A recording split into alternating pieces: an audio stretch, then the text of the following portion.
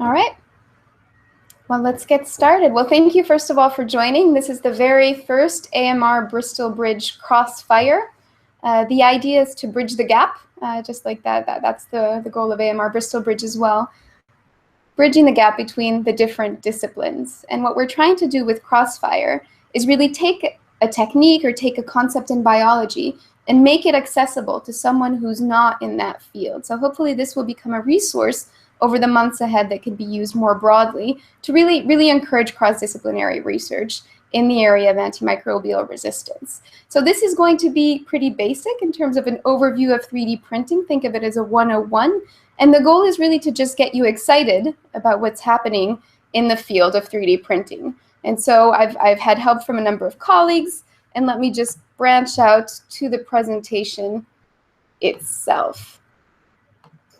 All right, so I'm going to start screen sharing here.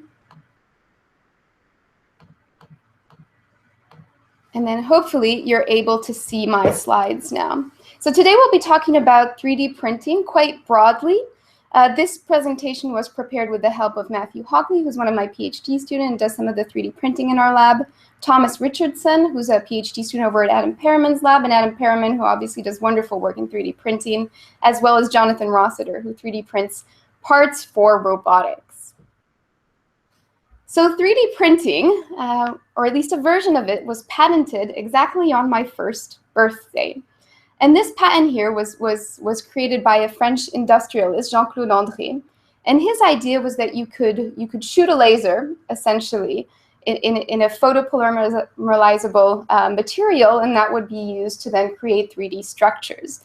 Now, at the time, they didn't really think that this would be helpful, and they actually shelved the project. And it took many more years, around 20 years, to actually have something where you start to see 3D printing that's accessible as a desktop tool within our offices. And I'm really excited about 3D printing for a number of reasons. So here's an example from the Bristol Robotics lab. It's a startup company called Open Bionics, which 3D prints, well, arms and prosthetics. And the rationale behind a lot of 3D printing is that it allows you to create objects in a faster way. You can just make it in your home. You don't need to order them. In a cheaper way, hopefully. That's the case for these prosthetics, which are much cheaper than the things that you would buy off the shelf. And actually, it's all open hardware, so you could just download the plans for these prosthetics and print them yourself. And the other thing that's quite interesting is that they're customizable. And so these customizable arms here, in this case, we have a Swarovski encrusted arm. And I think beyond the 3D printing of objects, for very practical purposes, because they're faster, because they're cheaper, and because they're customizable, there's also the innovation aspect and the fact that you're able to create objects in an entirely new way, in a way that's different, and that really allows you to create things that you just couldn't create before. So here's a beautiful lampshade, but there's other examples in the area of design and really across the board in terms of the devices that you might be able to create. And I think when people look at 3D printing, well, they assume that you're talking about this, which is a MakerBot, a wonderful technology to 3D print plastics, essentially. And you can see the object on your left there. It's an object that's a little bit more sophisticated than what we could do a couple years ago, where you have different types of materials that are imbricated, you have moving parts, you could even have objects that are flexible, that are transparent, that are different colors. And so you do have a breadth of things that you can now print. But plastic is not the only thing that you can print using a 3D printer. EOS, for example, metals, so these are tiny metal gears that are printed using a powder technology, and we're going to be looking at the technologies a little bit later in this presentation. You also have 3D printing of ceramics, and this is a company called Unfold that makes them. And then you have 3D printing of biomaterials. So this is an artificial kidney made by Wake Forest Institute for Regenerative Medicine. And you have examples of 3D printing of bone, of muscle, really a range of different materials that you can use. So it's not just plastic, and that's really what I want to get at. And actually, this is probably my favorite material. So this is the Cocoa Jet, and the Cocoa Jet allows you to 3D print chocolate. So I'd love to see a little bit more of that. Actually, that would make for a pretty good gift, given that the 3D printer was patented on my birthday. Maybe we can use this as an excuse to get a 3D printer for chocolate. Excellent. So there's lots of different materials, but there's also lots of different sizes. So if this desktop version of a 3D printer is what you have in mind, well, keep a mind open, because there's really a different range of scales at which you can do 3D printing. So this here, for example, is an object that was 3D printed using a nanoscribe. Nanoscribes allow you to print at the sub-micrometer level, so they allow you to have these very interesting feature sizes that could be helpful for biomedical applications. And on the other side of the spectrum, here you have a gigabot, and this gigabot is actually a printer that I saw in Paris last week at a startup competition, and there they're trying to go towards something that's huge, that allows you to print materials that are maybe on the meter range. And so there the trick becomes, well, how do you actually do this in a cost-effective way, because you end up needing to have a lot of plastic, and you need to be able to print these plastics in a way where the object that you print is not so expensive that it's a prohibitive technology. And so what they're trying to do is figure out how we can use all the plastic that's in our waste to essentially create these filaments that would then allow you to 3D print these larger structures. And actually that's something that the Bristol Robotics Laboratory is doing as well. So here's a extruder, which is developed by a 3D printing startup. And this extruder essentially allows you to put plastic pellets within the machine, and then you have a filament that comes as an output of that system.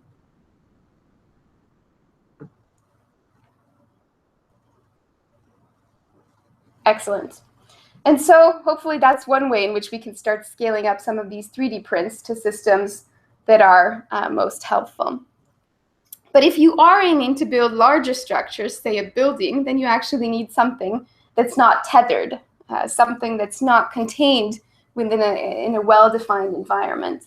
And so robotics has gotten interested in this field, looking at how we can help deposit materials in a 3D environment, potentially using flying robots. And so here what we have is essentially a quad rotor here at Raft Andrea's lab over at ETH that allows you to pick up bricks and position them in a controllable fashion. So we have a range of materials, from plastic to biomaterials. We have a range of sizes at which we can print, and we have essentially a lot of interesting applications. There's lots of different ways in which you can do 3D printing. I just wanted to go over some of these technologies. So here what you have is stereolithography, and the general idea is that you have a laser. This laser focuses its beam on a basin full of resin, and then on doing that, it solidifies the resin in specific points within that environment.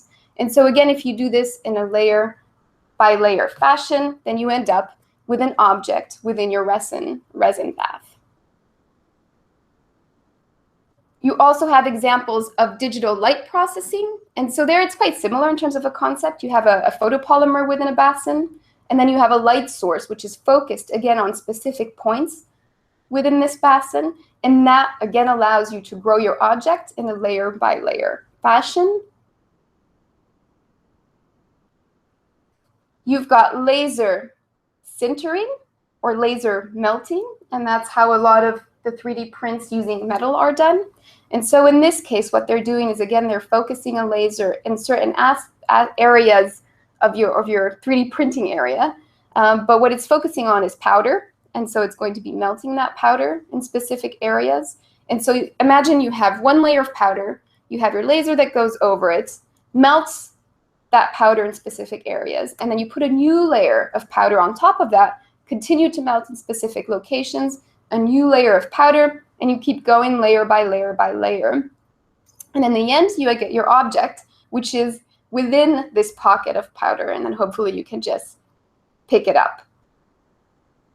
This is the one that's most commonly used. It's the extrusion method, and it's what you would see in the MakerBot, for example.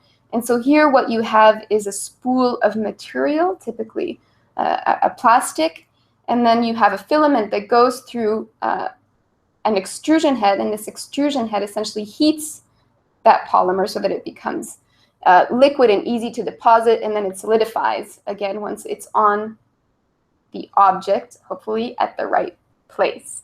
And so that allows you to, again, layer by layer, build up a solid piece of material. There's also the inkjet binder jetting method. And there what we're doing is that we're depositing glue on our 3D printing arena, and then you deposit a powder on top of that glue, or a material that you want to put on those specific locations. And so essentially you're putting glue, material. And in that way you can build up your 3D structure over time. And then finally, there's the inkjet material jetting technology. And there what you're doing is that you have a printing head, essentially, that's mobile, that you can control. And that printing head is going to be depositing a material on the arena. And that arena might be heated, or you might be blowing wind, essentially, to dry the material and have it solidify somewhat, so that you can then construct another layer on top of this very first layer. So a lot of different ways and technologies in which we can do 3D printing. The reason there's so many is that it really depends on what material you're trying to print, and also what resolution. So you can imagine, for example, that the filament technology, well, the resolution is limited by the size of the filament, whereas the other technologies where you're focusing a laser on a specific part of your arena could be much more precise. And that's why with the nanoscribe, for example, you get a much higher resolution than you would get with your MakerBot. Excellent. So this is all 3D printing, right? At the end of it, you end up with an object. And this object is a solid object, and you're happy maybe it's a hammer and you can go and hammer a nail into your wall.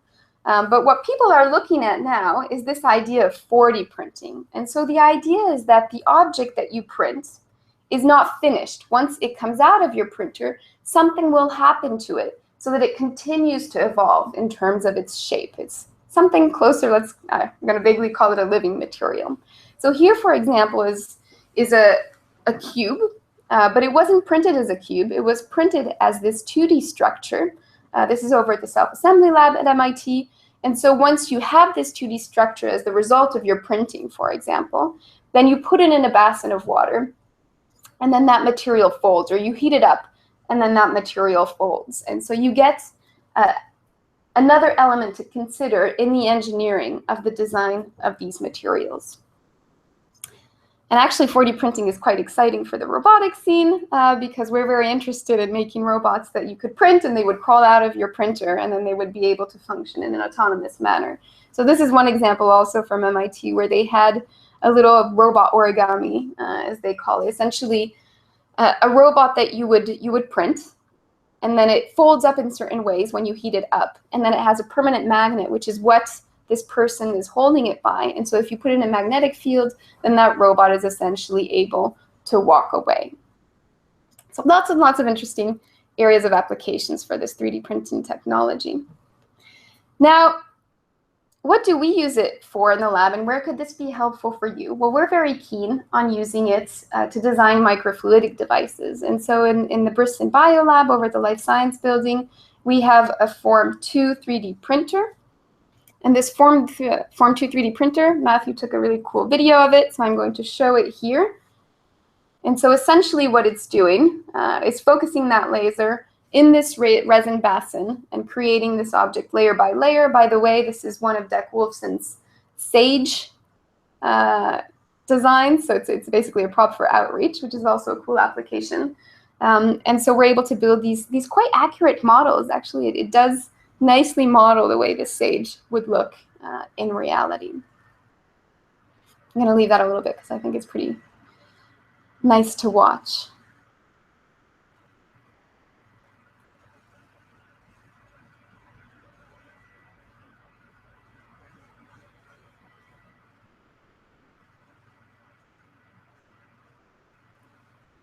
All right, and so how do you go about designing an object that you could put on a 3D printer? Well, very often what they request is an STL file. And so what we use is Autodesk to create a CAD design. Autodesk, if you just ask someone, the IT services at the university, they should be able to install Autodesk for you. There's also a student version, I'm told. but at least we've been able to use that quite readily within the university. And so this is just an example of what Matthew does when he designs his microfluidic devices. And so it's a 5-minute video, but actually I sped it up, so it's 2 minutes long. But just to give you an idea that in 5 minutes, he can create a little microfluidic channel that we can just go and print on the Form 2 printer that you just saw before. So essentially what he's doing here is creating the base of that microfluidic device. So a little rectangular area.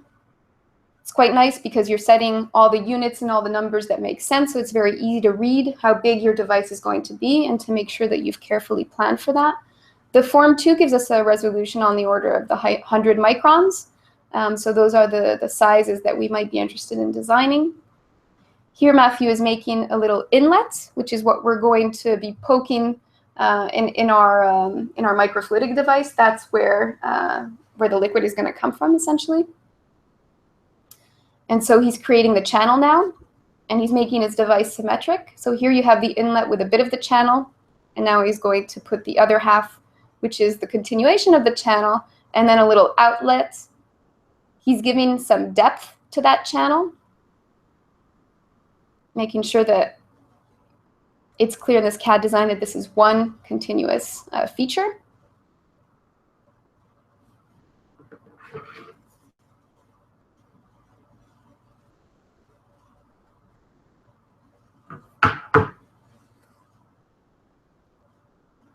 All right, and there you go. Now you have your extrusion and you can see our 3D printed device. And so he's just making it clear in terms of explaining what the different bits are.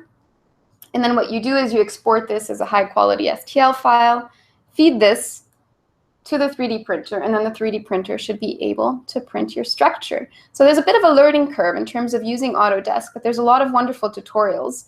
And actually Matthew learned on the fly. So I would definitely encourage you to just check it out. Try to design one of these simple devices before you do anything too complicated, with feature sizes that are big enough that you can actually see them in a very, well, just very obviously, so that you're not worried about the 3D printer not working, but it's actually your design that's working or not. So that's what it takes to create one of these 3D designs before you put it on your 3D printer. This is what our microfluidic scaffolds look like. So that base on the left would be what Matthew designs with the CAD, essentially. So it's the scaffold of our PDMS device. And then he has little walls that he's also 3D printed, so that when we pour the PDMS within that scaffold, we're very easily able to pop the walls out of that scaffold and then pull the PDMS off of that template. And so what you see on the right there is one of the final microfluidic devices where we've taken the PDMS out of that scaffold and then we've bonded it to a piece of glass using our plasma cleaner. And then you can see our inlets and outlets, which you just saw him design in one of those in the video about the CAD design. And so you can inject your liquid along those ports. This is what his final device looks like. We're actually using this to monitor how nanoparticles move through tumor-like environments. And so what he's done is created a little diffusion chamber where we're able to focus to see how nanoparticles, here shown in green, are able to diffuse through a chamber with cells or cell-like structures, so that we can monitor their dynamics and hopefully tweak them so that we can make sure that nanoparticles go where we want them to go within a tumor setting. There's also a number of very interesting applications in the area of bioprinting, and Adam Perriman is really the contact person for that. Tom Richardson sent me this video, which he just recently made, which is pretty nifty. And so here what he's doing is he has a proprietary 2-component gel, which is being extruded from this syringe, and it's arriving on a hot plate, which then allows this gel essentially to solidify. Pretty cool. This printer here is a MakerWorks Mendel Max 3. But on top of that, this 3D printer has 3D printed parts, which are shown in orange, which are parts that Adam's lab did. So I kind of like the idea of 3D printing parts for a 3D printer. Their plan is to use this to build a renal, I can only say this with a French accent, glomerulus model using human kidney cells for drug testing or for blood filtration or even disease modeling. And They've printed all sorts of things within the lab. They've done stem cells, cancer cells, and as of very recently, kidney cells. So the plan is really to use this as a platform to do things like print systems that are more along the line of cancer or kidney cells, as well as microalgae and maybe plant cells. So really, the world is your oyster in terms of printing materials, and it's quite fun to think about what you would print and what would be relevant for you. Jonathan Rossiter is also printing lots of different types of systems, specifically for soft robotics. So here what you have are 3D printed scaffolds as well, on which you can put flexible membranes, and you can actuate these membranes so that you end up having artificial muscles. And this could be really interesting for the biomedical field in terms of making devices that are compliant and soft and that can be used in a little bit more of an organic fashion. So this was a general overview of 3D printing. This is for AMR Bristol Bridge, and so I would like to encourage you to think about how you can use this in the scope of AMR. Ideas are specific devices that you would need to print, microfluidic test beds where you would like to do your experiments and you need a special type of environment and you want to fast prototype that environment, so try lots of different combinations before you've converged on something helpful. Maybe you want to print lab equipment, so actually the nozzle of Adam's 3D printer is 3D printed, but maybe you want to 3D print something to hold your Eppendorf tubes or whatever, whatever makes sense and would make your life easier. Maybe you want to print biomaterials, cells, bacteria, and maybe you want to 3D print science props, because a lot of what we do is at the micron scale, which is hard to see, but actually blowing that up into something that people can hold, a 3D structure that looks like something that you would see under the microscope, is a really, really helpful way to communicate what we're doing in the lab. I hope you have many more ideas in terms of what we can do and where you can find printers. There's a bunch of MakerBots in Queen's Building in the workshop downstairs. So if you know anyone in engineering, they should be able to 3D print objects for you with a pretty gross grain granularity. So those won't give you the 100 micron resolutions, but they'll give you really good props and holders that you can use for some of your devices. The Life Sciences Building is where we've set up the Form2 Lab 3D printer. And so if you'd like to use that, just email that long email that I put at the bottom of this slide. Matthew is the one who's receiving those emails, and so he should be able to help you get that printed if it is science related. In the Biomedical Sciences Building, Adam Perriman is the one doing the 3D printing of biomaterials. And then in the Bristol Robotics Laboratory, there's actually a huge range of different 3D printers. Jonathan Rossiter's constructs were made over at the Bristol Robotics Laboratory, for example. They've got high-resolution printers. They've got printers that can combine materials. They're really just email me, and I can see how best to connect you. So this was the very first Bristol Bridge Crossfire. I hope this works. It's quite tricky to see if it's working or not. Next up, because today was more about the engineering, next time is going to be more about the biology. And so Matthew Avison is going to be telling us a little bit more about that. You can expect another one of these emails in 1 month. Just going to go back and stop the screen share.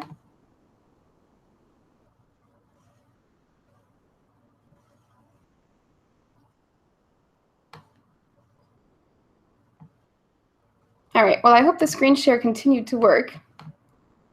Well, in any case, that was the first Crossfire. We're going to learn as we go about how to do this in the best way possible. I will be putting the slides online in any case, as well as the contacts and some of the little videos that we played.